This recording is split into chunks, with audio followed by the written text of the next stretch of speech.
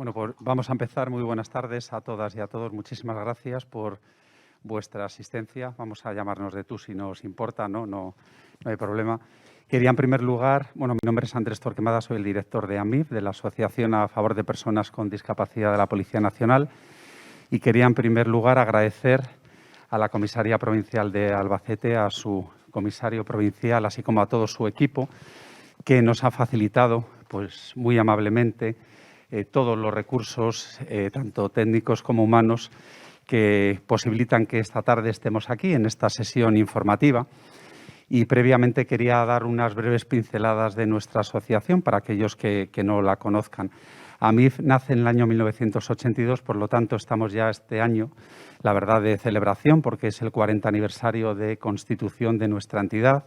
Son ya muchos años de andadura, han cambiado mucho los tiempos, la situación, ¿no?, de entonces, cuando un grupo de funcionarios de la Policía Nacional querían luchar y unieron fuerzas por una causa común, que era defender los derechos e intereses de las personas con todo tipo de discapacidad. Por ese motivo, nuestra entidad aglutina a numerosos funcionarios de la Policía Nacional que tienen a su cargo una persona con discapacidad.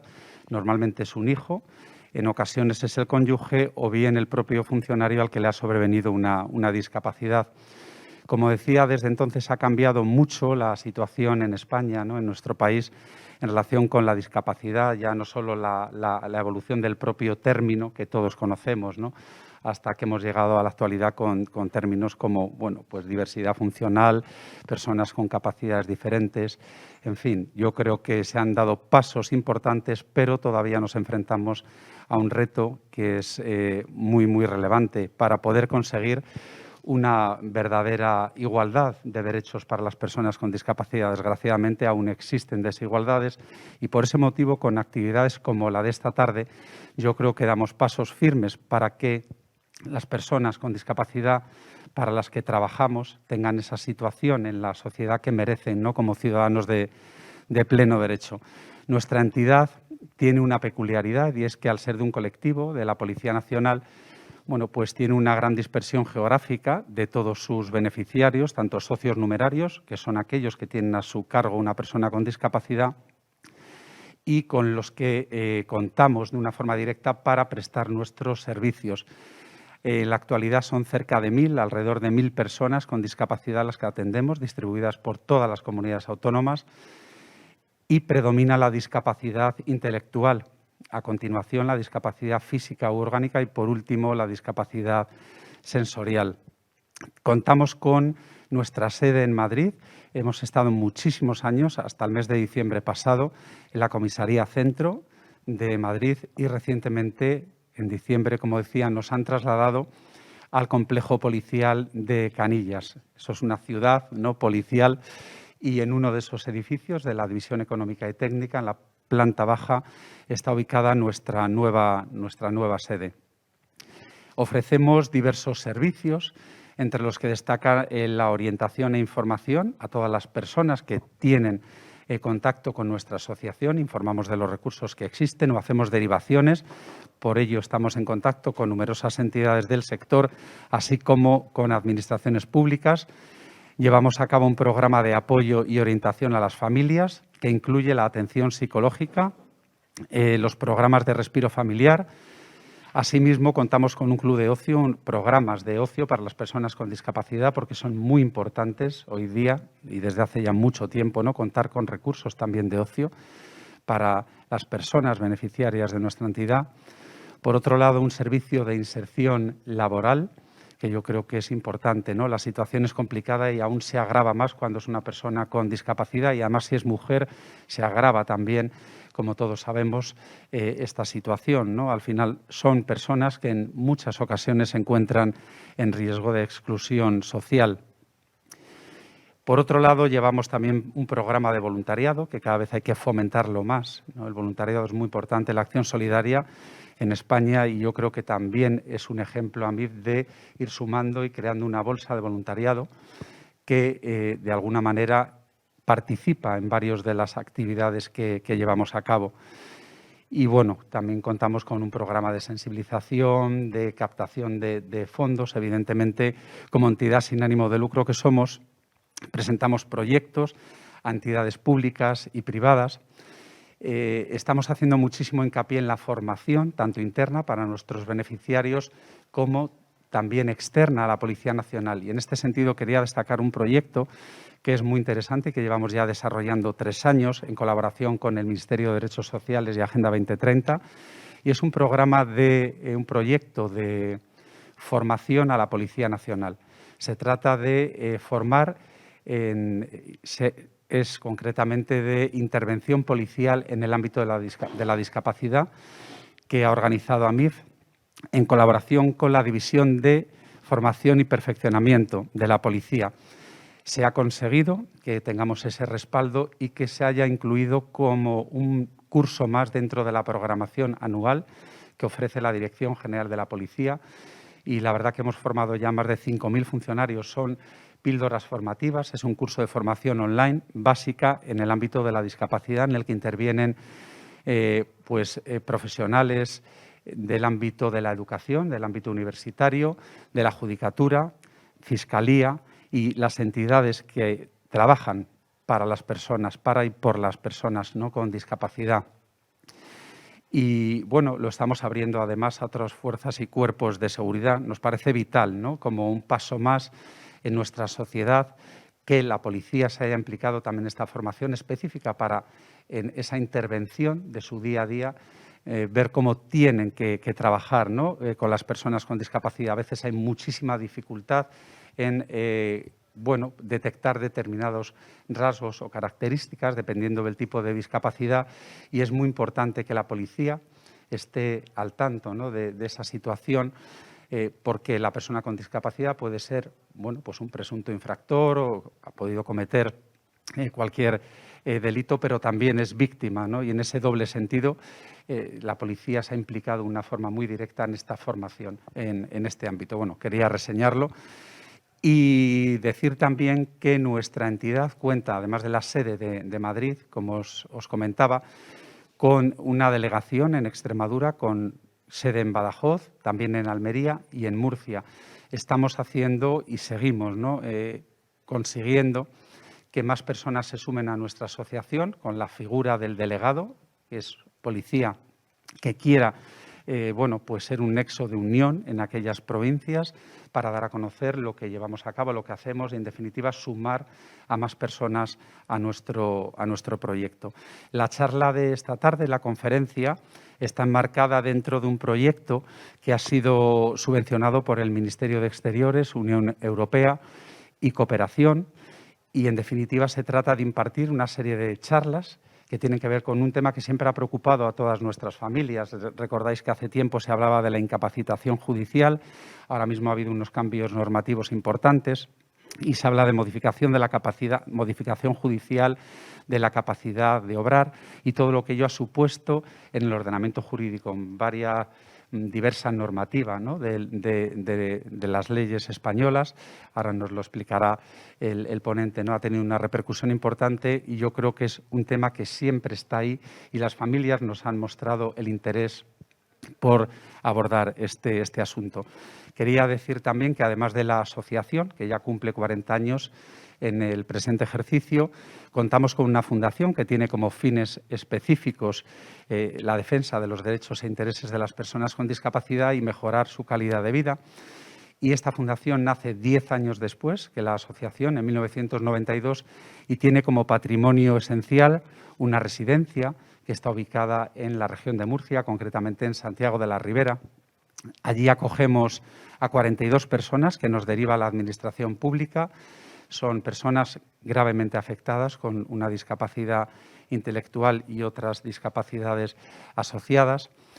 Y mantenemos, que eso es importante, además de esta residencia permanente, en virtud de un concierto social con la región de Murcia, los programas de ocio. Esperemos ahora retomarlos, ¿no?, con esta crisis sanitaria en la que todavía estamos inmersos, pero bueno, vamos viendo más luz en el horizonte y queremos retomar los programas y los campamentos en periodos vacacionales que venimos desarrollando y a los que pueden acceder cualquier asociación también de España que lo demande. Yo creo que es un recurso importante y en un enclave también muy propicio, ¿no?, para los programas vacacionales. No me voy a extender más, sí decir que esta, como ha comentado ya Dunia Méndez, que es la trabajadora social que me acompaña de nuestra asociación, la sesión de hoy se va a grabar, o sea que con posterioridad se puede también visualizar para todos aquellos que estén interesados, que también se pueden dirigir las preguntas que se pueden formular esta tarde mediante el chat o los aquí presentes, bueno, pues de viva voz. Y quería saludar especialmente a todos los que nos acompañáis aquí de forma presencial y todos los que se han conectado online. Y sin más, yo creo que voy a presentar la persona que va a impartir esta tarde la charla, que es Luis Antonio Perales, abogado, y que en esta ocasión pues, lo tenemos en la distancia, pero cerca, ¿eh? Está online y vamos a poder disfrutar de la conferencia y de esta charla que va a impartir en esta tarde, que espero sea fructífera y provechosa para todos vosotros. Muchísimas gracias y a vuestra disposición.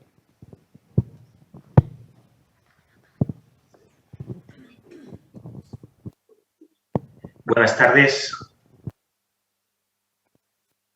Me oís, creo, en Albacete y en el resto de lugares donde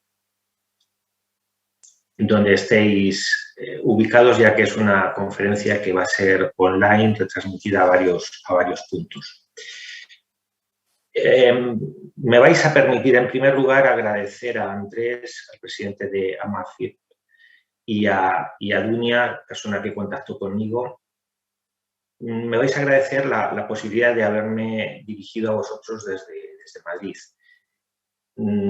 Circunstancias de la vida y circunstancias de la salud de una hija mía, pues no me permitían estar presencialmente con vosotros en Albacete y todo han sido facilidades para poder estar hoy dando esta pequeña charla y acompañándoos aún en la distancia. Por tanto, lo primero que quiero agradeceros es las facilidades que me habéis dado, sinceramente.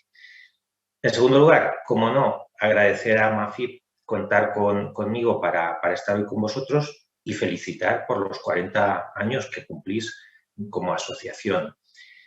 Además, creo que es la segunda vez que estamos juntos. La vez anterior fue ya hace tiempo y fue en una comisaría que impartimos una charla sobre la misma temática, sobre las personas con discapacidad en Ciudad Real. Por tanto, pues un placer volver a reencontrarme con aquellas personas que en su día ya estuve y con esta asociación. Bien, dicho esto, y para no extender más esta presentación, quiero decir varias cosas. Lo primero, ha habido un punto de inflexión, ha habido un cambio en la normativa total y absoluto. Es decir, ha habido un giro de 180 grados y todo lo que había, toda la normativa que había en torno a las personas con discapacidad ha cambiado. Ha cambiado hasta el punto de que ha desaparecido el concepto de incapacitación judicial o modificación judicial de la capacidad. Esto ya es historia. Voy a hacer un breve resumen por situar el objeto de esta charla. Voy a hacer un breve resumen de por qué ocurre esto y cuáles son los principales cambios que ha experimentado la ley. Concretamente el Código Civil, que es el que ha sufrido ese cambio, como digo, ese giro de 180 grados. Bien, esto procede del año 2006. En el año 2006 se aprobó en Naciones Unidas la Convención de Naciones Unidas sobre los Derechos de las Personas con Discapacidad. El año 2008 España la ratificó y la incorporó a su legislación interna. Y esta normativa internacional, porque es un tratado de derecho internacional, lo que venía era a defender, a poner en valor derechos de las personas con discapacidad que estaban siendo violados reiteradamente en distintos lugares, en distintos países, con distintas intensidades. Pero, como podéis imaginar, los derechos de las personas con discapacidad no eran igualmente violados en países del primer mundo, como puede ser Europa, como en países del tercer mundo, como pueden ser países del centro de África o del sur de América, etc. Entonces, esta normativa lo que pretendía era poner en valor estos derechos de las personas con discapacidad. Hay un artículo fundamental que es el artículo 12 de esta Convención de Naciones Unidas, que decía que las personas con discapacidad tienen derecho en todas partes al reconocimiento de su personalidad jurídica. Y estas personas, lo leo textualmente, las personas con discapacidad tienen capacidad jurídica en igualdad de condiciones con los demás en todos los aspectos de su vida. Bien, es esta normativa la que ha ido obligando a los estados que han incorporado la Convención a su derecho interno a ir adaptando sus normas internas y haciéndolas acordes con esta filosofía. ¿En qué consiste esta filosofía? Pues básicamente se pasa del modelo médico rehabilitador al sistema social y de derechos humanos. ¿Qué diferencia hay? El sistema médico rehabilitador consideraba que las personas con discapacidad tenían un problema y había que ayudarlas, había que apoyarlas, la sociedad tenía que brindarles esos apoyos. Sin embargo, el modelo social o de derechos humanos lo que concibe es que las personas con discapacidad no tienen ningún problema. Es una circunstancia que la sociedad tiene que adaptarse para brindarles las mismas oportunidades o permitir que estas personas se desarrollen en igualdad de condiciones que el resto de personas que no tengan esta discapacidad. ¿El objetivo cuál es? El espíritu de esta Convención de Naciones Unidas, pues promover, proteger y asegurar los derechos de las personas con discapacidad. Bien. Se han ido aprobando numerosas leyes, modificando leyes anteriores y todavía ha quedado una ley fundamental que en nuestro país todavía no se había tocado y es la que regulaba pues, el concepto de incapacitación, el concepto de tutela, el concepto de protección de las personas con discapacidad, que era el Código Civil. Y precisamente lo que ha ocurrido este año con una ley que se aprobó en junio y entró en vigor en septiembre del año 2021, lo que ha ocurrido es que se ha modificado el Código Civil y se ha adaptado a la Convención de Naciones Unidas. También se ha modificado la Ley de Enjuiciamiento Civil y la Ley de Jurisdicción Voluntaria, más otras leyes que pues tampoco vamos a entrar en todo ese detalle. ¿Cuál es el objetivo que vamos a tratar hoy? Voy a intentar ser lo menos jurídico posible o menos jurista posible y más próximo al interés de las familias de personas con discapacidad, que al fin y al cabo estoy dirigiéndome a un grupo de padres. Yo soy también familiar de una persona con discapacidad y lo que necesitamos es saber en qué nos influye esto, más allá de cuál es el texto normativo, en qué nos influye esto. Pues, en primer lugar, y como ya he dicho antes, lo que hay que tener en cuenta es que desaparece el concepto de incapacitación judicial. Lo que llamábamos tradicionalmente incapacitación judicial y ahora últimamente llamábamos modificación judicial de la capacidad, eso ha desaparecido.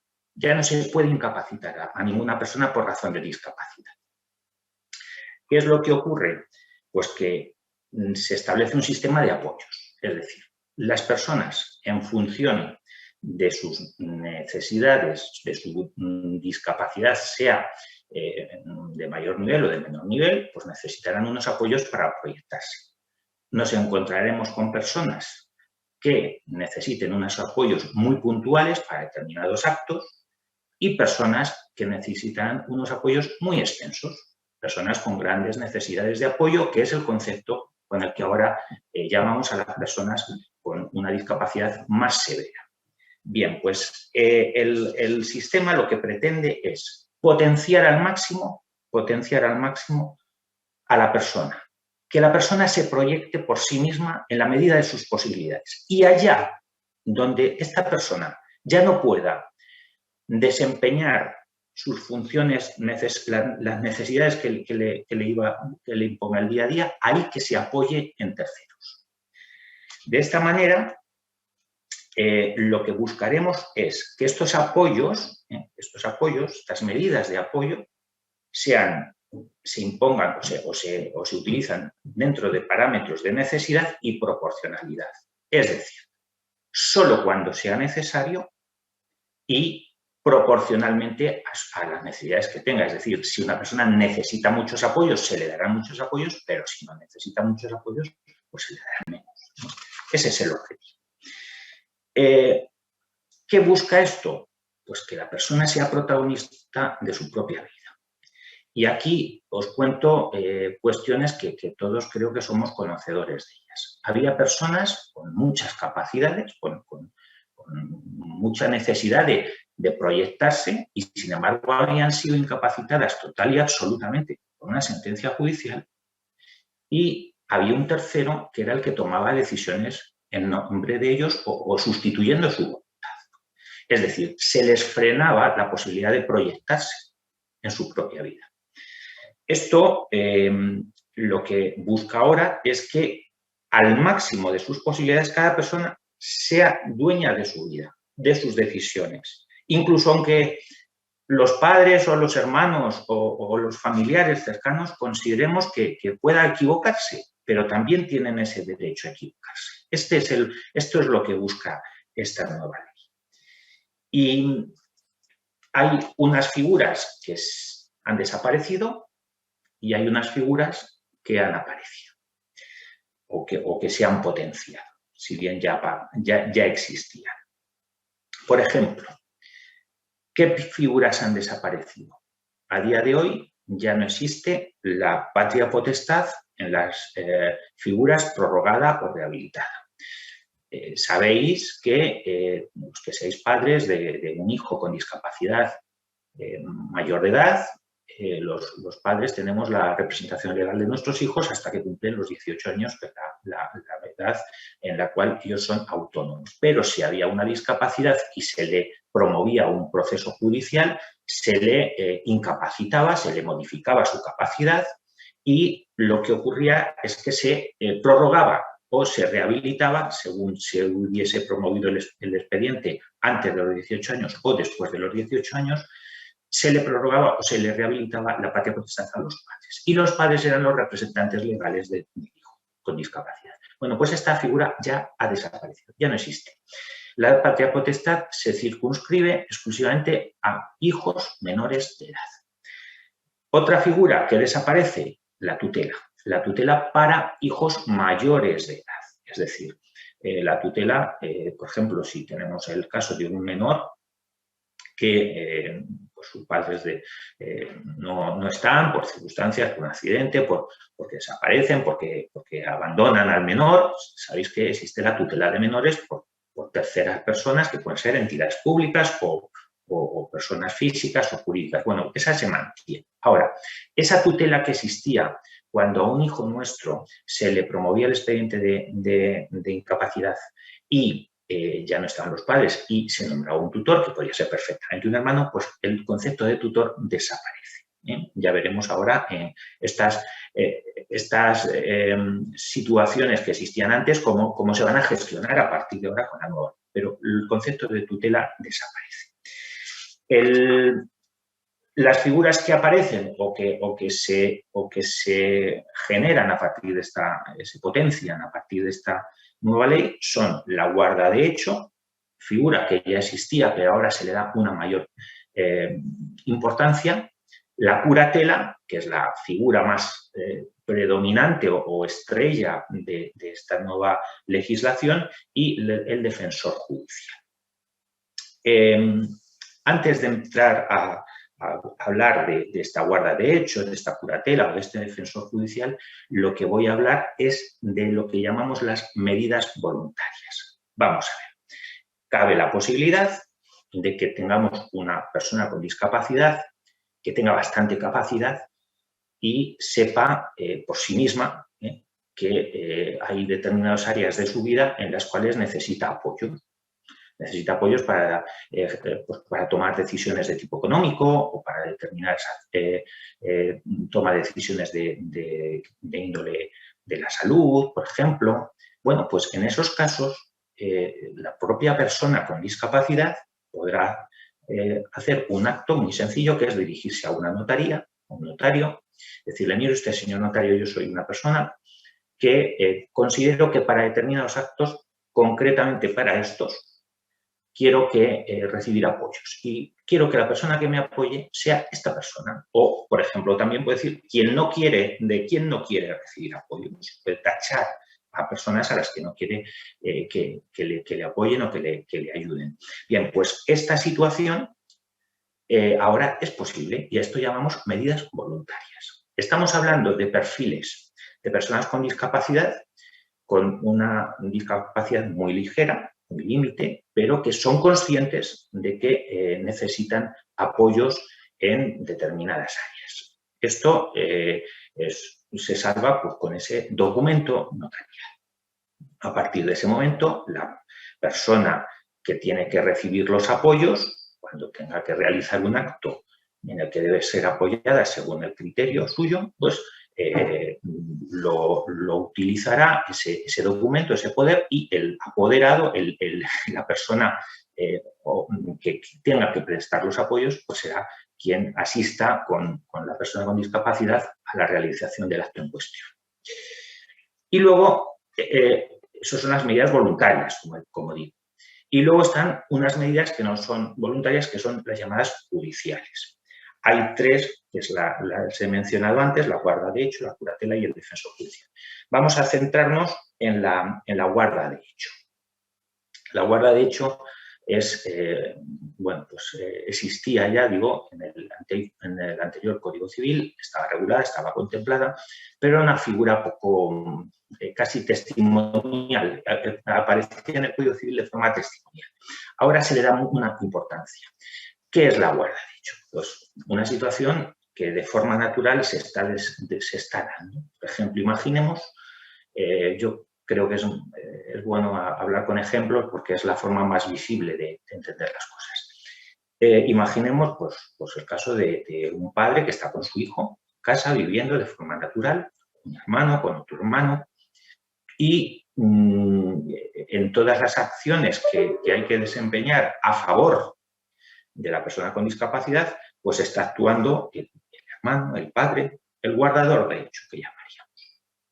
Y esa fórmula funciona. Es decir, ¿cuántos de vosotros no sois padres y estáis en vuestra casa y cuando vuestro hijo ha necesitado algo que no ha podido realizar por sí mismo, lo habéis hecho vosotros, bien en compañía suya o bien por vosotros mismos?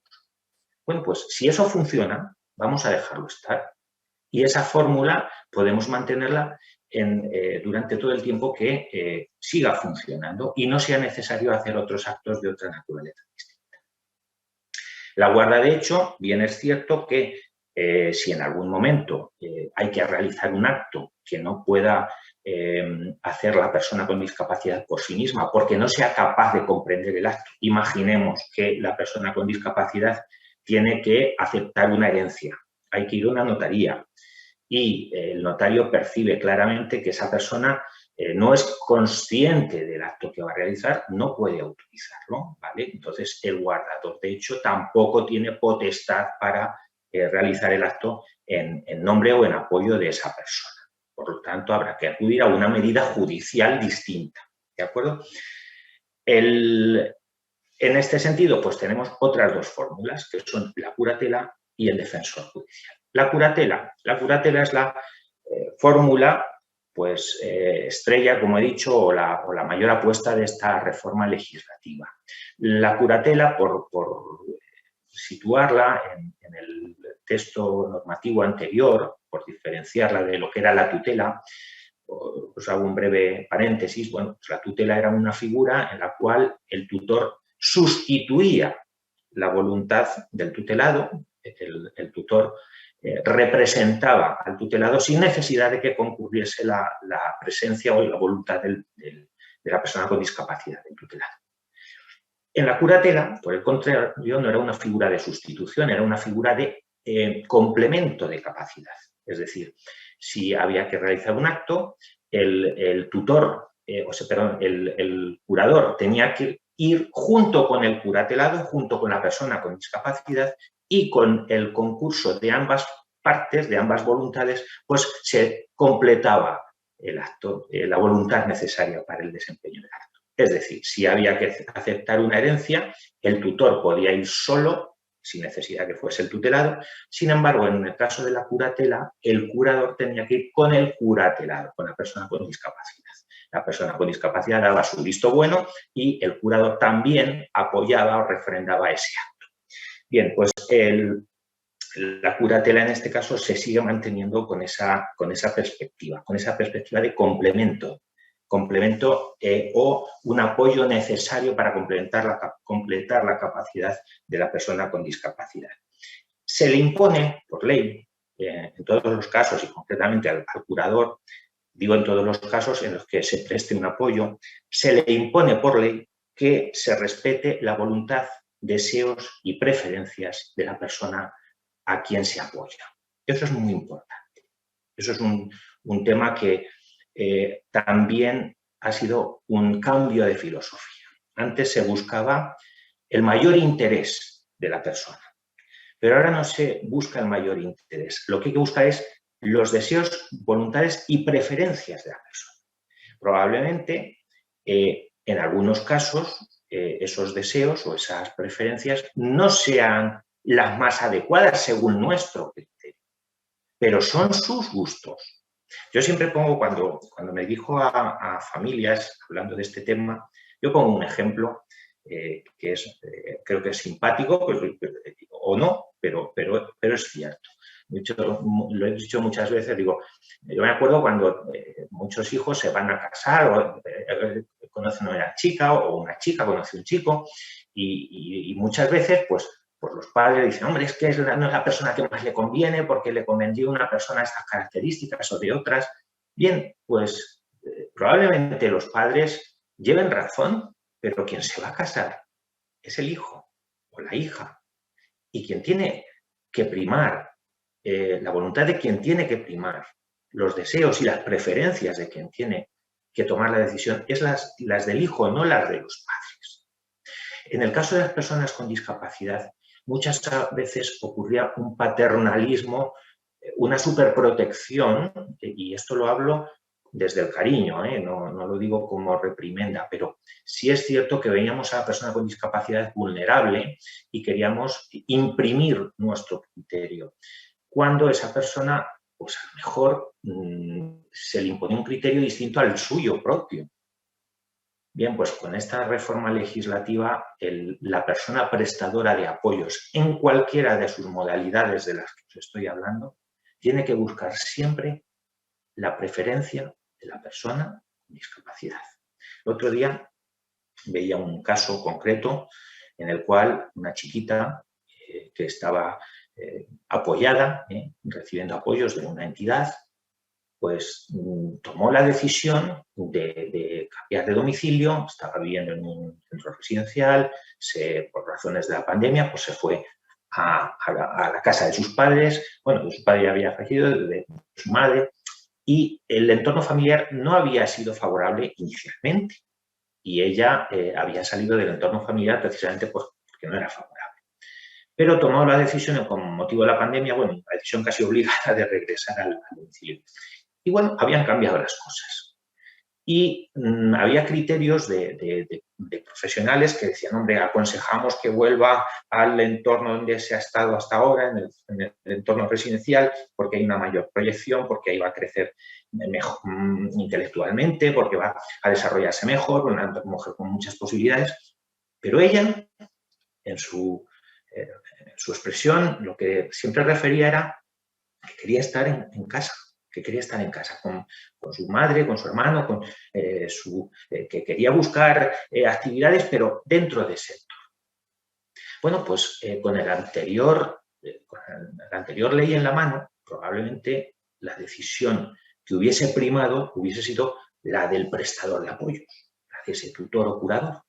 Sin embargo, con la nueva legislación en la mano, lo que prima es la voluntad, deseos y preferencias de la persona con discapacidad, la persona apoyada. Y, en definitiva, esa persona con un nombre y un apellido propios es la que hay que poner en valor. Bien, esta es la perspectiva de esta ley. El defensor judicial, he hablado del curador, el defensor judicial? Bueno, pues el defensor judicial es una figura que también existía en la anterior ley y que sirve pues, para cubrir determinados casos puntuales.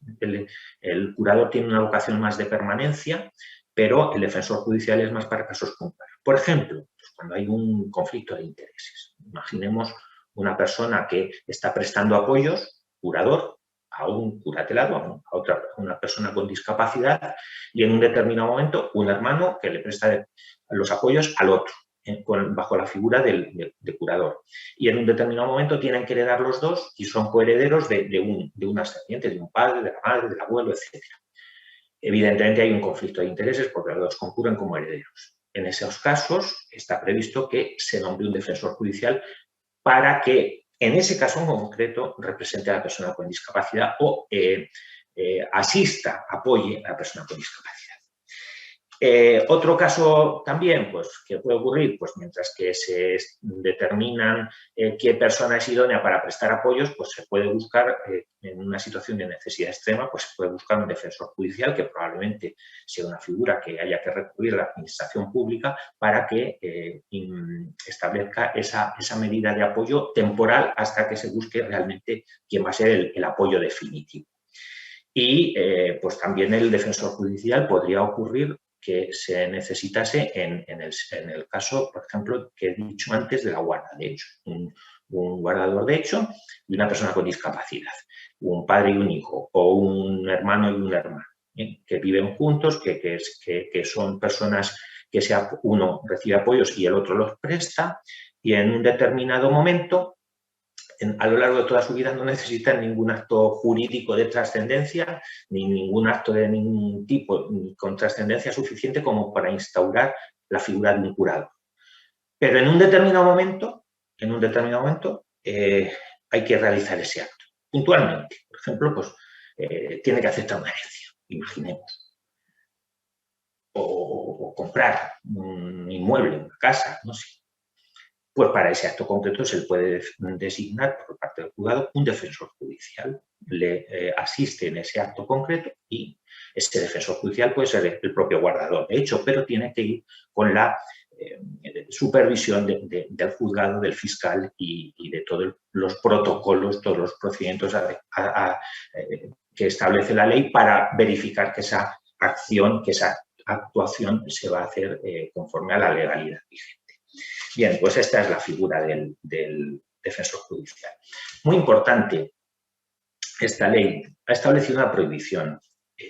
Antes era habitual, era una buena práctica que las entidades que prestaban servicios, por ejemplo, gestiones de residencias, pues no pudieran ser tutores o representantes legales de personas con discapacidad.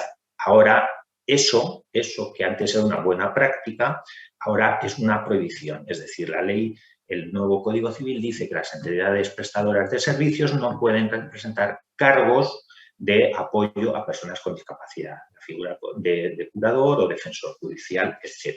Eso está ahora regulado, insisto, lo que antes simplemente era una buena práctica. Luego, también la ley habla de los mandatos o poderes preventivos. Creo que es interesante hablar de esto de forma muy sucinta. Esto ya existía, es decir, personas que, cualquiera de los que estamos aquí en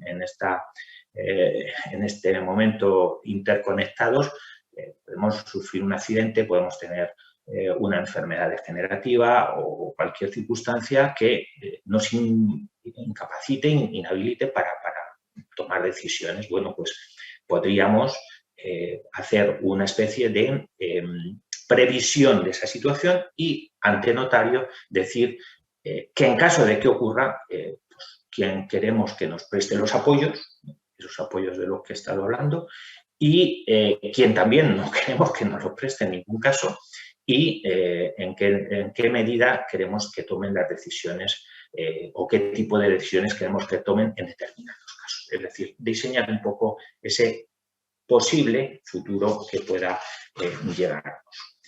El tema del procedimiento no me voy a entretener en exceso, pero sí voy a señalar varias cosas que creo que son muy importantes. El procedimiento me refiero al modo de acudir a un juez para instaurar un sistema de apoyos. Bueno, antes de nada, se me ha pasado a decir que también, y en ese aspecto es cierto que he estado muy preocupado durante la gestación de la ley porque hay una parcela de personas con discapacidad. Claro, las personas con discapacidad es un colectivo variopinto, como todos los colectivos. Y si bien es cierto que hay personas con pequeñas necesidades de apoyo, también es cierto que hay personas con grandes necesidades de apoyo. Las personas con grandes necesidades de apoyo, personas que llamábamos antes gravemente afectadas o con una discapacidad severa,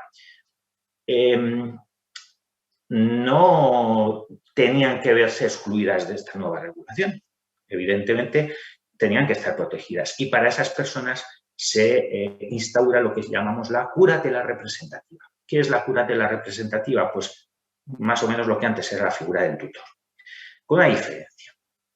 Y es que antes se hacían incapacitaciones o modificaciones judiciales de la capacidad de forma con mucha generosidad de tipo total. Es decir, incapacitación total era lo más recurrente.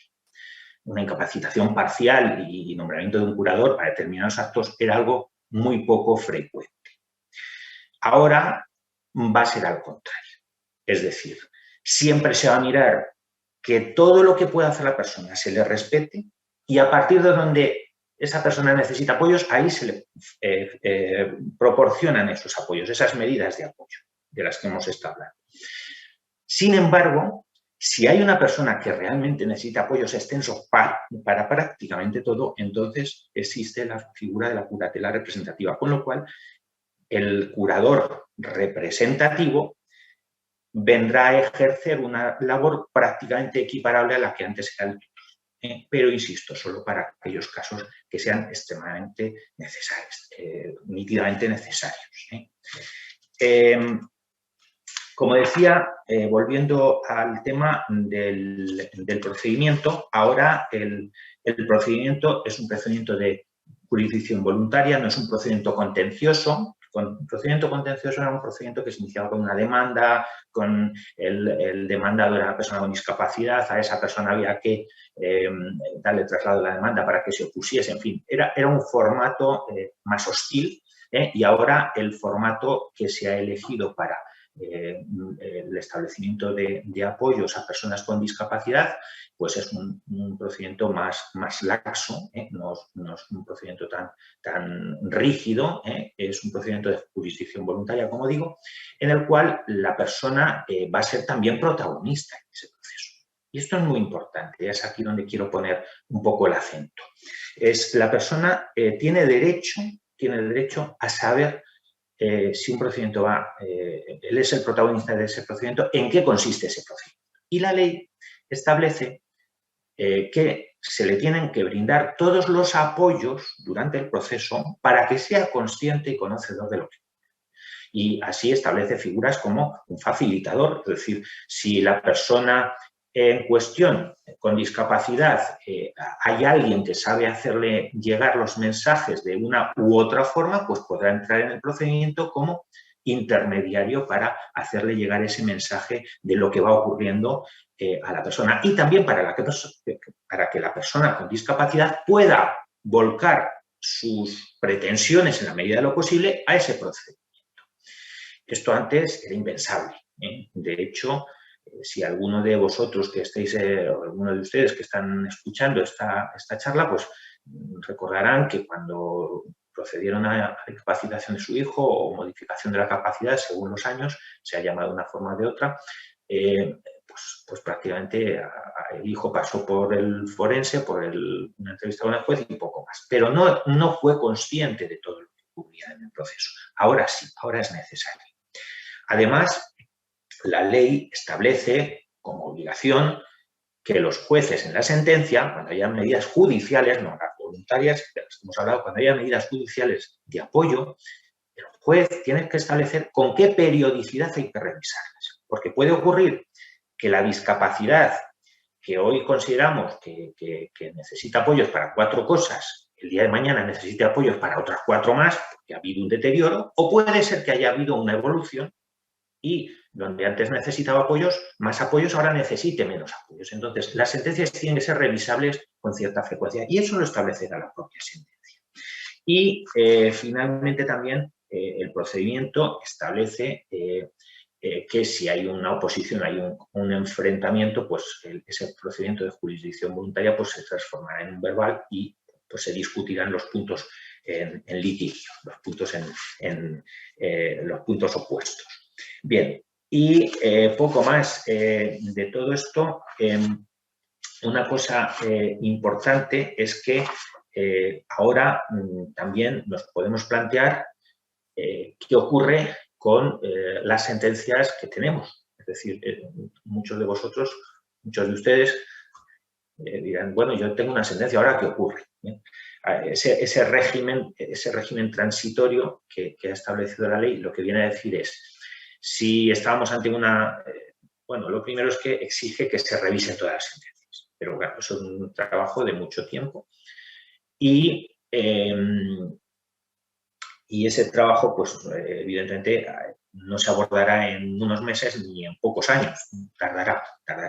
Entonces, hasta que eso ocurra, pues las personas que tengan una sentencia con una incapacitación total y absoluta de su familiar, pues esto se transforma en una curatela representativa, que luego habrá que ver si esa curatela representativa es ajustada o no es ajustada a las necesidades de apoyo que tiene la persona, porque nos encontramos con multitud, y lo digo por experiencia, de sentencias. Ya hablábamos de las sentencias como trajes a medida. Nos encontramos con multitud de sentencias que son trajes que le vienen súper grandes a la persona con discapacidad, porque se le incapacitó para todo y es una persona que necesita apoyos puntuales para 4 cosas. Entonces, es una persona total y absolutamente cohibida en sus posibilidades. Entonces, eso habrá que ajustar. Ahora, he escuchado una vez decir que no solo tenemos que hacer trajes a medida, sino además cosidos a mano. El tema de la prueba, también es muy importante. No quiero que se me escape este detalle. Sabéis que, o sabemos que en los procesos anteriores la prueba básicamente era el examen del médico forense, que era un médico adscrito al juzgado que se entrevistaba con la persona con discapacidad y tenía que hacer una valoración de qué apoyos necesitaba recibir, y la entrevista con el juez, el examen por el juez. Ahora la ley exige otra cosa más, que yo siempre he sido partidario de que había que instaurar y así lo he ido diciendo y por fin ya lo contempla la ley. Y es un informe multidisciplinar con profesionales del sector psicológico, del sector social, del sector jurídico. Es decir, si hay que pronunciarse sobre qué apoyos necesita recibir una persona y hasta dónde esa persona es capaz de ser autónoma y de proyectarse por sí misma, ese límite no solo nos lo va a arrojar la entrevista personal con la persona, sino también un estudio de profesionales que conozcan a esa persona y que hayan trabajado con ella y que puedan diagnosticar realmente, mira, aquí, a partir de aquí, esta persona necesita un apoyo y hasta aquí esta persona es total y absolutamente autónoma. No solo dejarlo al propio criterio de la persona, sino también que el juzgado reciba luz por parte de esos profesionales. Y esa prueba, insisto, ya está reconocida por la nueva ley. Y bueno, yo no sé ya de tiempo cómo voy, creo que más o menos habré consumido casi la hora o 3/4 de hora que estaba previsto. Lo que sí, evidentemente, estoy a total y absoluta disposición de preguntas, de cuestiones que no hayan quedado suficientemente claras a lo largo de esta exposición o de cuestiones que no haya planteado y se puedan plantear por familiares que estáis ahí al otro lado y que os quede esa duda. Así que a vuestra total y absoluta disposición. Y, insisto, agradecer enormemente la deferencia de haberme permitido estar desde aquí y un placer, aunque me hubiera gustado estar personalmente ahí en Albacete, pero un placer estar a través de estos medios con esta asociación AMAFIP, a la que ya conocía y respeto enormemente. Muchas gracias.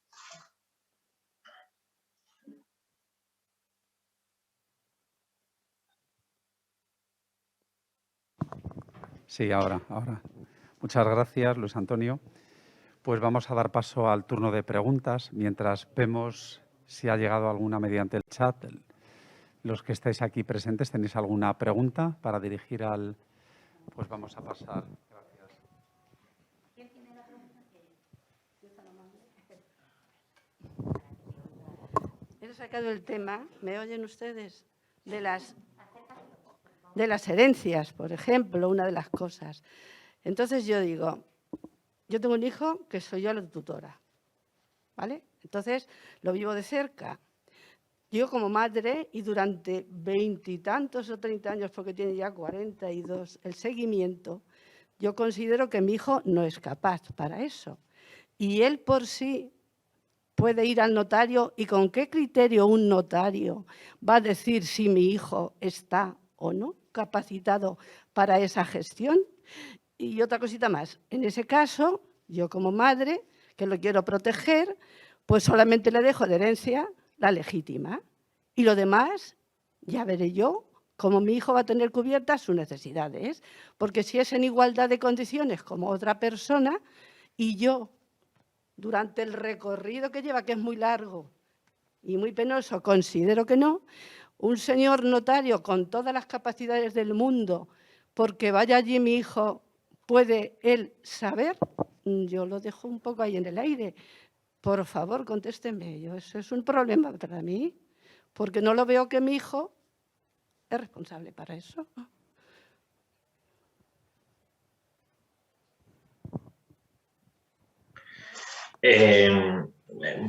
Buenas tardes a esta persona, a esta señora que nos ha hecho el planteamiento. Le voy a ser sincero, esa inquietud que usted manifiesta no solo es respetable, está muy generalizada. Es una duda recurrente en familiares de personas con discapacidad. Yo no puedo hablarle del caso concreto de su hijo, evidentemente, porque no lo conozco. No conozco a su hijo, no conozco sus necesidades de apoyo. Evidentemente, lo que yo le he planteado o he planteado a lo largo de esta tarde y que plantea la legislación, que no es un planteamiento mío personal, y plantea la legislación es que hay que poner en primera persona a la persona con discapacidad, como protagonista, insisto. Si esa persona con discapacidad realmente tiene capacidad para tomar decisiones, va a ser esa persona la que va a tener la potestad de tomarlas.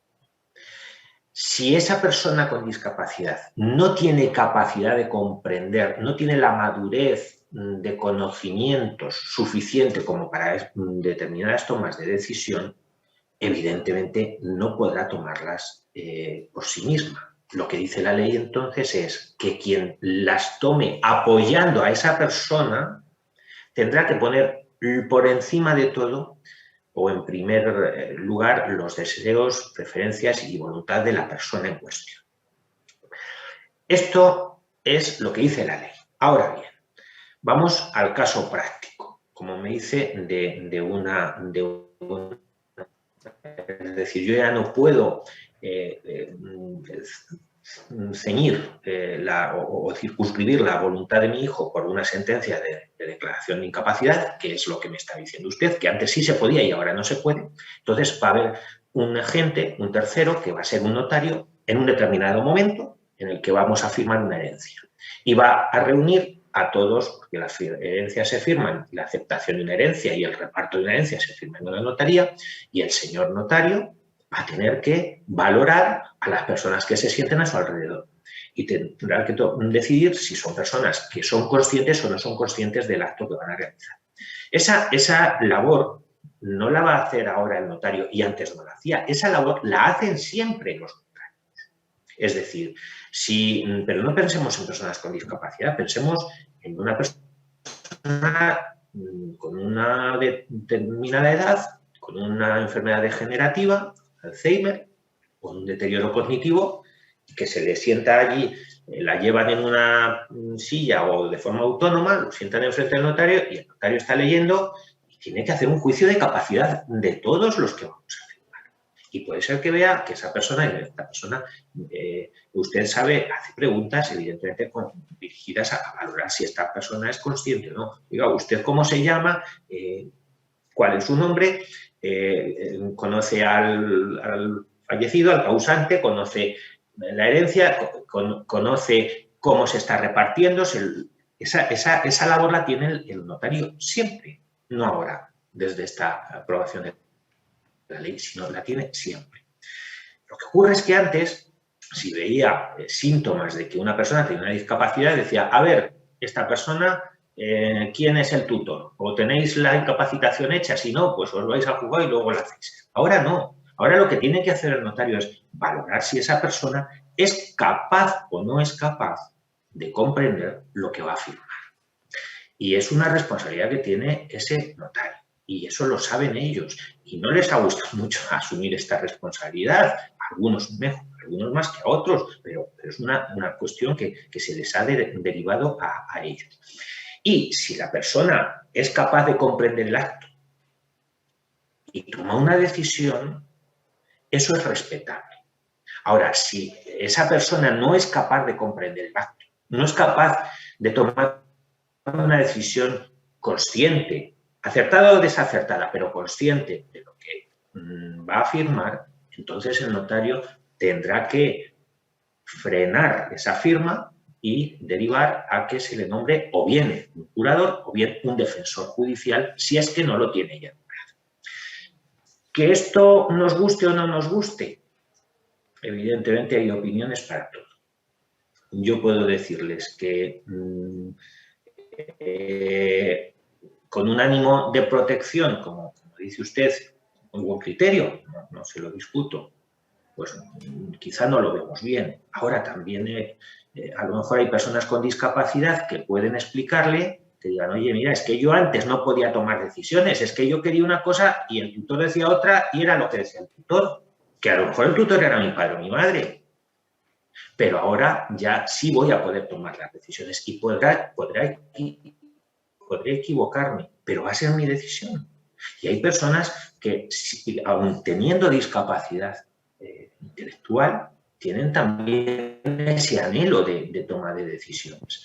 Insisto, no es cuestión de decir esto es bueno, esto es malo. En algunos casos, insisto, en algunos casos vendrá bien y en otros casos no vendrá tan bien. Pero también en la antigua legislación ocurría lo mismo. En algunos casos esa superprotección llegaba a estrangular el derecho de autodeterminación de las personas y en otros casos lo que realmente ocurría es que se les protegía adecuadamente. No le puedo decir más.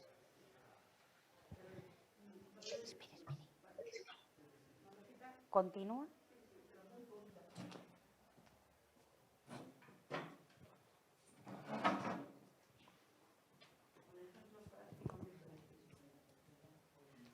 ¿Yo puedo dejar a mi hijo solamente la legítima ante la ley de hoy? Puesto que es igual. ¿Sí? Pues ya está.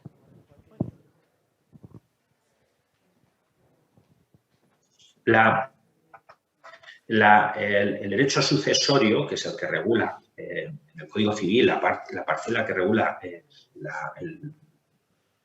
la parte de herencia que tenemos que reservar para los llamados herederos legítimos, entre ellos nuestros hijos,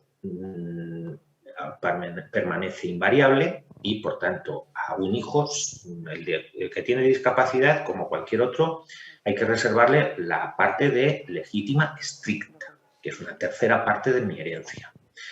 Esa para mis herederos legítimos. Si tengo un hijo solo, pues para él. Y si tengo 3 hijos, pues esta tercera parte para los 3 hijos por iguales partes. Otra segunda parte, que es la mejora, es también una legítima, pero la ley me permite destinarla a cualquiera de mis herederos legítimos. Y finalmente el tercio de libre disposición. Por tanto, si usted tiene un hijo con discapacidad y otros 2, tiene 3 hijos, si quiere dejarle al hijo con discapacidad lo mínimo, puede ejercer ese derecho, que son sus bienes. Para eso la ley le permite pues, distribuirlos en la medida que quiera, pero a su hijo con discapacidad le tiene que reservar de la tercera parte de su herencia una tercera parte, insisto, en el caso supuesto de que tenga otros 2 hijos. Si tiene un hijo solo, pues le tendrá que reservar 2 terceras partes, claro, la legítima estricta y el tercio de mejora legítima larga. Dependiendo de la estructura familiar que tenga, pues tendrá que reservarle una u otra parte. Te ha dado las gracias. Tenemos preguntas en sala y preguntas online. Entonces, ahora voy a dar paso a la pregunta online y luego voy a dar paso a la pregunta en sala. Dice Javier de la Fundación 11. ¿Qué pasa si una persona se queda sin personas en su entorno personal que puedan ejercer el rol de curador? ¿El Estado le facilitaría a una persona que le pudiera servir de curador?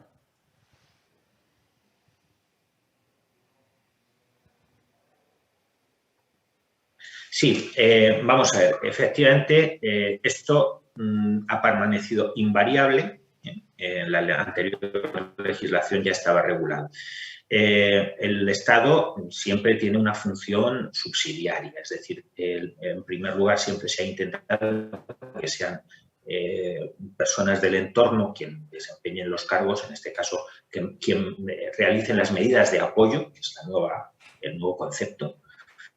Pero si no existen esas personas o esas personas no son deseables, o la propia persona con discapacidad no lo desea, en ese caso es el Estado. En esta parcela tengo que decir que en esta materia el Estado central delegó esta responsabilidad en las comunidades autónomas.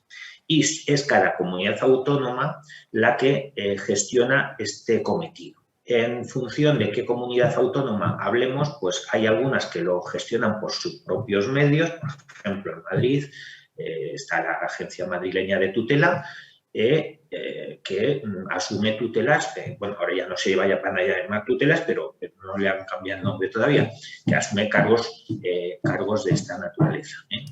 Y, por ejemplo, en Castilla-La Mancha, donde estamos ahora, o donde se está celebrando este encuentro, pues la Junta de Comunidades de Castilla-La Mancha lo que hizo fue generar una serie de convenios con entidades tutelares, fundaciones tutelares.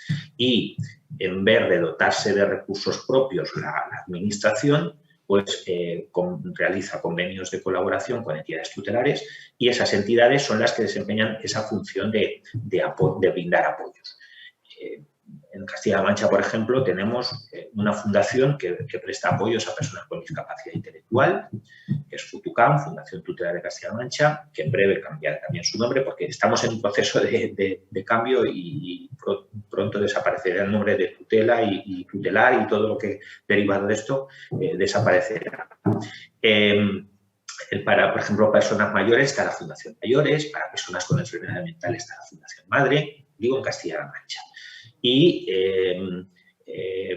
también está la Fundación Sociosanitaria, que presta apoyos a personas que tienen discapacidad por razón del consumo de tóxicos y algunas circunstancias de esta naturaleza. Entonces, en estos casos, si no hay una estructura familiar o la persona no quiere esta estructura familiar, o no se ve la estructura familiar idónea para prestar los apoyos, pues existen estos recursos, estas entidades que hasta ahora se llamaban tutelares y que, bueno, pues ahora cambiarán la nomenclatura.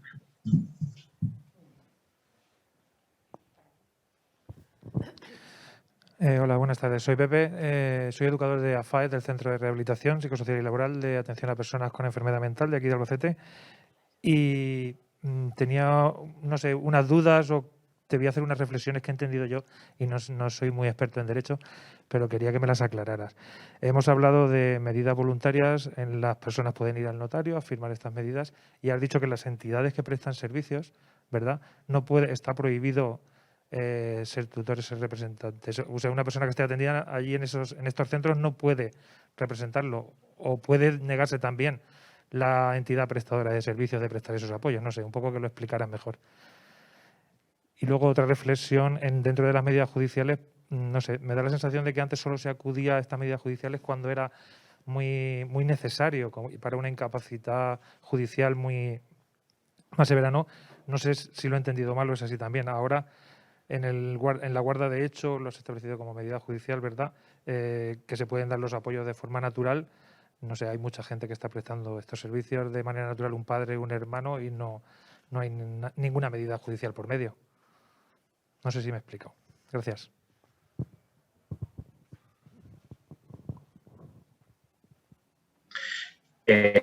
Sí, vamos a ver. Son varias cuestiones respecto al tema de las medidas voluntarias. Fíjate, las medidas voluntarias son cuando la persona con discapacidad tiene suficiente capacidad de comprender cuáles son sus necesidades de apoyo y es él, por sus propios medios, el que acude a un notario y designa a alguien que se los preste y determina pues, qué apoyos quiero recibir, para qué actos concretos. Pues, considero que en actos de naturaleza económica complejos, lo que no fuera de administrarme en mi propia pensión, pues tengo una pensión no contributiva y tengo que realizar un acto un poco complejo, no me veo capacitado y quiero que alguien me preste apoyo. ¿Vale? Eso es el establecer medidas de apoyo voluntarias. Además, puedo decir, quien quiero que me los preste, esa persona evidentemente es como un apoderado que voy a designar y ese apoderado tendrá que aceptarlo, evidentemente. Y además puedo establecer otra serie de cuestiones. Por ejemplo, quiero que se le compense económicamente cuando me realice un apoyo de determinadas características. Pues los apoyos van a ser de tipo sanitario. Es decir, yo sé que tengo necesidades de que todo el control sanitario, pues alguien me apoye en esa toma de decisiones y en ese acompañamiento y quiero que sea fulano o mengano. Pues esos son lo que se llaman medidas voluntarias. En el tema de la prestación de apoyos, es que, no sé, como me ha hecho 4 preguntas, las entidades prestadoras de servicios era lo otro. Vamos a ver, si hay una necesidad de prestar apoyos, lo que prohíbe la ley, que antes, insisto, he dicho, era una buena práctica, pero ahora se prohíbe expresamente en el texto, en el Código Civil, es que si hay una entidad que gestiona recursos, por ejemplo, una asociación que gestione viviendas tuteladas o que gestione una residencia, porque las residencias ya prácticamente no existen, viviendas tuteladas, esa entidad no puede ser una prestadora de apoyos. Para eso tiene que ser una entidad que no tenga recursos. ¿Y por qué? ¿Esto por qué ocurre? Porque no es bueno ser juez y parte. Vamos a poner una situación de hecho. Imaginemos que hay una entidad, hay una persona con discapacidad que recibe apoyos y está viviendo en una vivienda tutelada. Y imaginemos que la misma entidad le proporciona la vivienda tutelada y pues todo lo que es el centro de día, el centro ocupacional, lo que sea, el centro especial de empleo, gestiona todo eso, el comedor, etcétera, etcétera. Y además es la persona que le presta los apoyos, lo que antes llamábamos el tutor o el curador, ya sea representativo o curador no representativo, curador al uso. En esos casos, si la persona está adecuadamente atendida en la vivienda o no, si yo soy juez y parte, es decir, si yo soy el prestador de apoyos y el que le presta el servicio, pues a lo mejor no soy suficientemente crítico con la la gestión que estoy haciendo. Entonces, para que podamos tener esa bicefalia, es decir, una entidad sea la que preste los apoyos y otra sea la que supervise que los apoyos que recibe son los adecuados, para eso es para lo que se prohíbe que la misma entidad haga las dos labores. Es la razón por la que antes era una buena práctica y la razón por la que ahora la ley reconoce expresamente esta circunstancia, esta prohibición. En cuanto al... Estas eran las dos primeras preguntas. Luego ya, si me repiten las otras dos, por favor, porque se me ha... No, es el tema de... Sí, es el tema de que la reflexión que he hecho es que antes solo se iba a las medidas judiciales cuando había que hacer, no sé, en caso extremo, de curatela o de tutela ya, ¿no? Y ahora has hablado de guardador de hecho, ¿no? Como que, no sé, conozco muchos casos que se está haciendo esa labor de padre a hijo o entre hermanos y no hay ningún acto judicial entre medias, ¿vale? Es eso.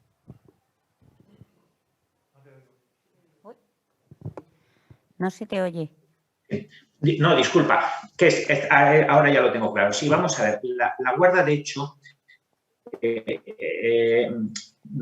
es una figura que lo que hace es, efectivamente, si he dicho que una medida judicial, ha sido error mío. Es una medida, de hecho, no, las medidas judiciales son la curatela y el defensor judicial. La guarda de hecho es una situación de hecho, es una situación en la cual hay una persona con discapacidad que está siendo atendida de forma natural, de forma habitual, por alguien de su entorno, que puede ser un hermano, que puede ser un amigo, que puede ser quien sea. Y esa situación no necesita judicializarse, está funcionando. Y como está funcionando, pues vamos a mantenerla así. Que el guardador, de hecho, en un determinado momento, la persona con discapacidad necesita hacer un acto jurídico, entonces ya habrá que judicializar y habrá que ir a buscar o bien a la figura del curador o bien a la figura del defensor judicial. Pero el guardador, de hecho, imaginemos un hijo que vive con un padre y durante todo el tiempo, no necesitan hacer nada más que la vida habitual. Y tiene su pensión, va a su centro de día, tiene sus actividades, pues no vamos a tener que pisar a lo mejor nunca al juzgado. ¿Para qué lo pisamos? No es necesario. Entonces, con eso simplemente puede sobrevivir y cubrir sus necesidades de por vida. ¿Para qué? Pues esa guarda, de hecho, ahora se permite y se incentiva. Yo a mí en el despacho me han llegado muchas personas con esta situación. Digo, pues no toques el tema. Mi madre o mi hermana es una persona con discapacidad. Está en casa, la tenemos atendida, velamos por ella, no le falta de nada. Le gestionamos un rehabilitador que viene y le hace un poquito de fisioterapia. Pues a lo mejor esa persona no necesita nada. ¿Y para qué hoy va a ir al juzgado a institucionalizar esa figura, esos apoyos? Pues vamos a seguir. Eso es lo que significa la guarda de hecho. Pregunta del chat. María Luisa. Buenas tardes. Magnífica exposición. Estoy divorciada y tengo una hija autista de 17 años. Está bajo mi guardia y custodia aún. Cumple los 18 años en unos meses. Cuando esto llegue, ¿qué tengo que hacer? Si mi hija necesita una curatela, ¿la tengo que solicitar en un procedimiento de jurisdicción voluntaria? ¿Y el padre? ¿Podemos ser ambos? ¿Solo uno? Gracias.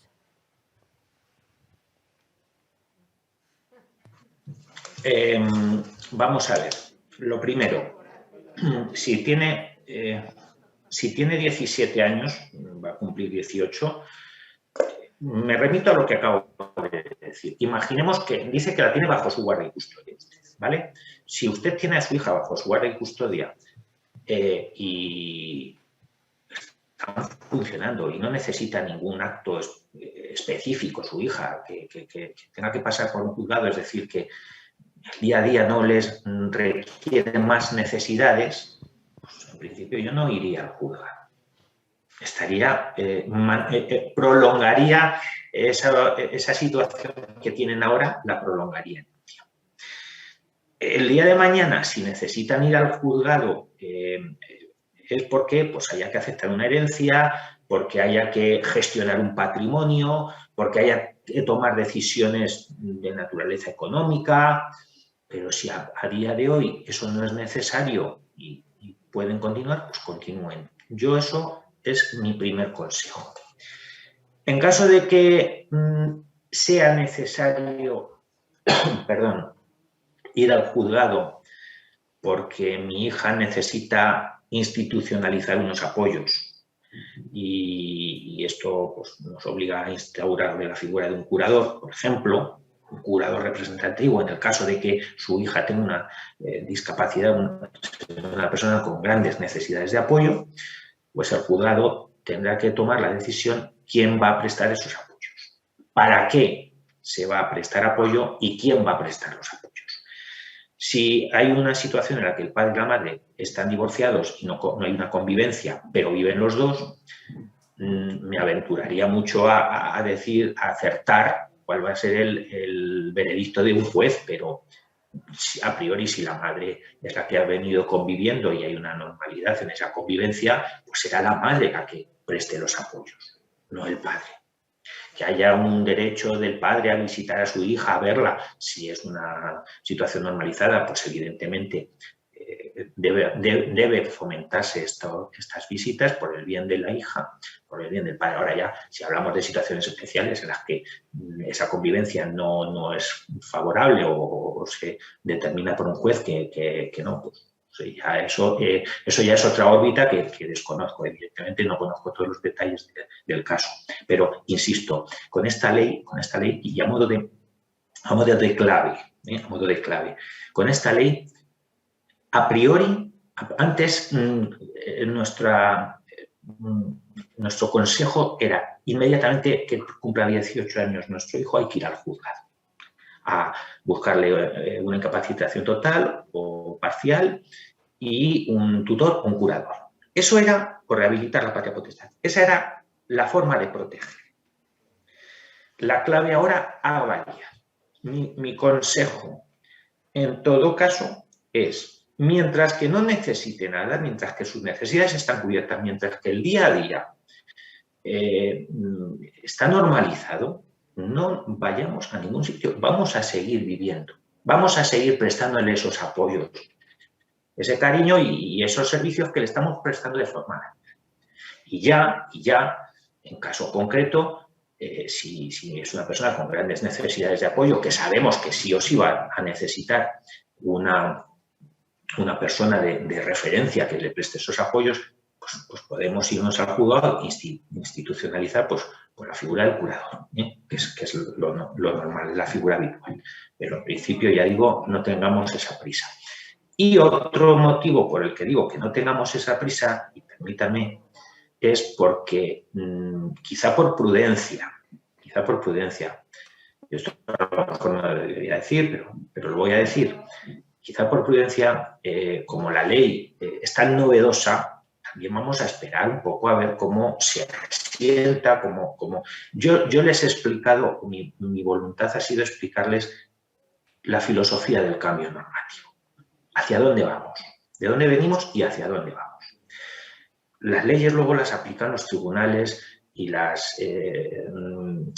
digamos que entendemos de forma distinta unos y otros.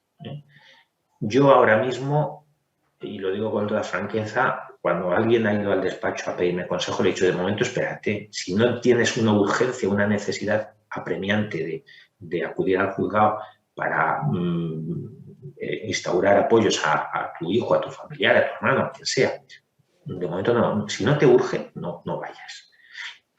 Una persona gravemente afectada, una persona con grandes necesidades de apoyo, que está en su casa bien atendida, está con ellas una hermana.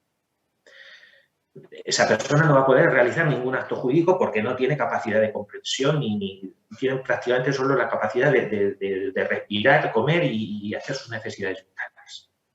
Pero a lo mejor esa persona transcurre toda su vida, que puede ser mayor, más prolongada o menos prolongada, pero transcurre toda su vida sin necesidad de ningún acto, simplemente con esos cuidados del tú a tú que le está ofreciendo su familiar. ¿Para qué va a ir al juzgado? Vamos a esperar, no vamos a ser prudentes.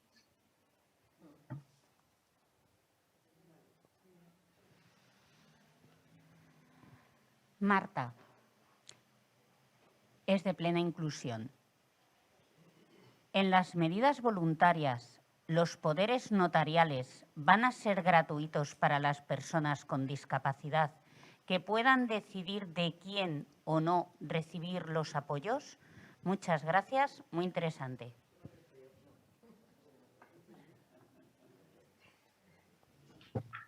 No tengo constancia de que vayan a ser gratuitos, es decir, son poderes voluntarios, es decir, no hay una exigencia legal de recurrir a ese servicio y, por tanto, a día de hoy no son gratuitos y no espero que en el futuro lo sean. No es un servicio público el que se está prestando, servicio público subvencionado o subvencionable, es decir, de hecho, ese tipo de poderes, también he hablado de los poderes preventivos, que yo, por ejemplo, puedo el día de mañana tener un accidente y no morirme, pero quedarme en un estado de inconsciencia, un coma permanente o un estado en el que no puedo expresarme y puedo llegar y decir, oye, si esto me ocurriese, yo quiero, sí, disculpe, yo quiero tener, bueno, pues alguien que me asista, alguien que me apoye, alguien que tome decisiones por mí. Pues es lo mismo y esto no tiene por qué ser gratuito. Por tanto, no confío en que en un futuro los notarios hagan este servicio de forma gratuita. Última pregunta. Se llama Juan Antonio Pérez. Hola, soy tutor legal de un hermano. Unos meses antes de ser incapacitado judicialmente, hizo testamento. Ahora, ya incapacitado, ¿puede hacer nuevo testamento? En caso de realizar testamento, si tiene un hermano 3 años mayor, ¿cuál sería el mejor proceder? ¿Habría algo que fuera necesario dejar constancia en el testamento? Disculpa, ¿me puedes volver a repetir la pregunta?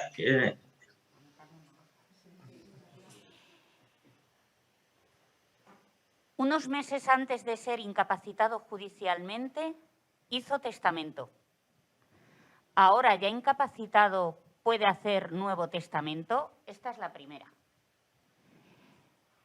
En caso de realizar testamento, si tiene un hermano 3 años mayor, ¿cuál sería el mejor proceder? ¿Habría algo que fuera necesario dejar constancia en el testamento? Es la última, ¿eh?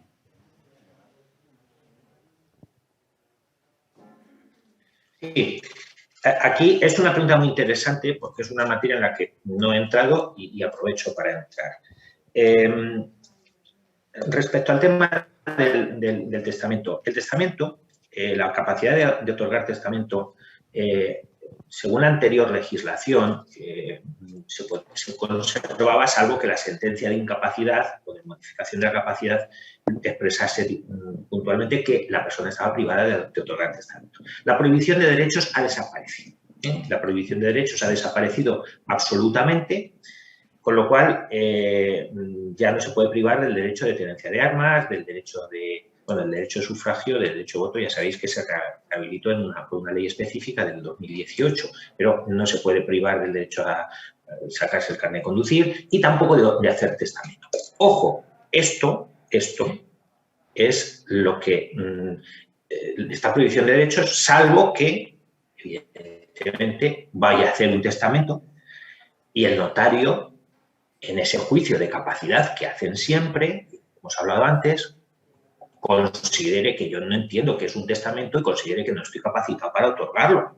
Pero eso no por razón solo de discapacidad, eso puede ser por otros motivos.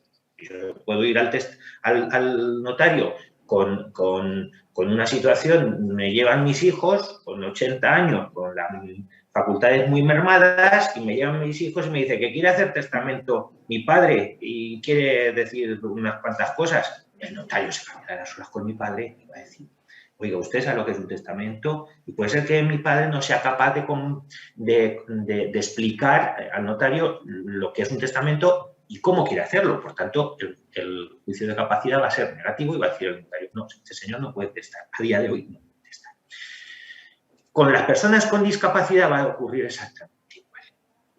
El notario va a hacer un juicio de capacidad. Por tanto, si han otorgado testamento, ya ese testamento se conservaría, entiendo, porque el notario en su día valoró a esa persona como capaz de hacer testamento y se conservaría el que hizo cuando estaba incapacitado.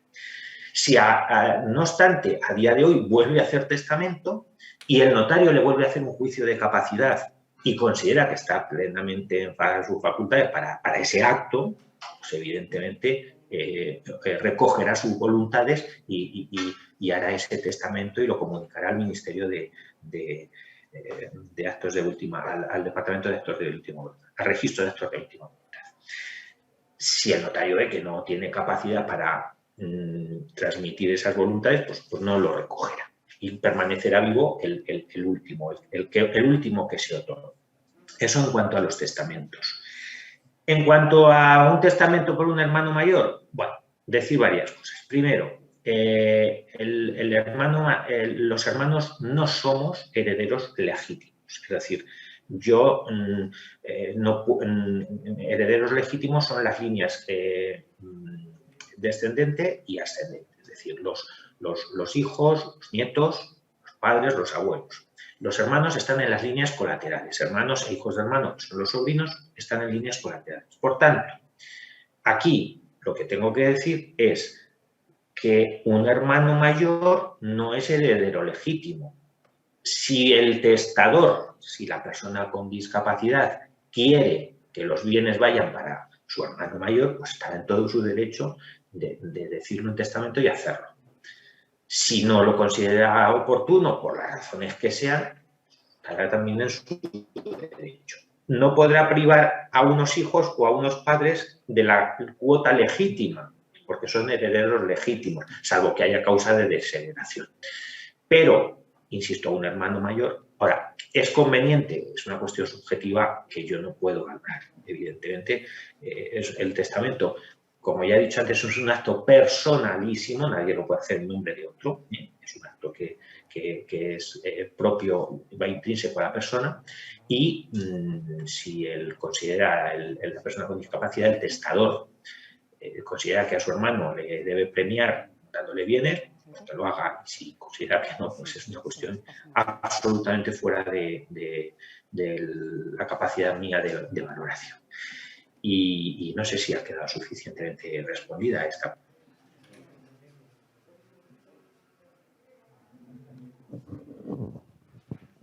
Bueno, pues yo creo que no hay más preguntas ya en el chat. ¿Aquí en la sala habría alguna más por dar la oportunidad o ya? Hay una más. Mira, Dunia, ya vamos a dar la última.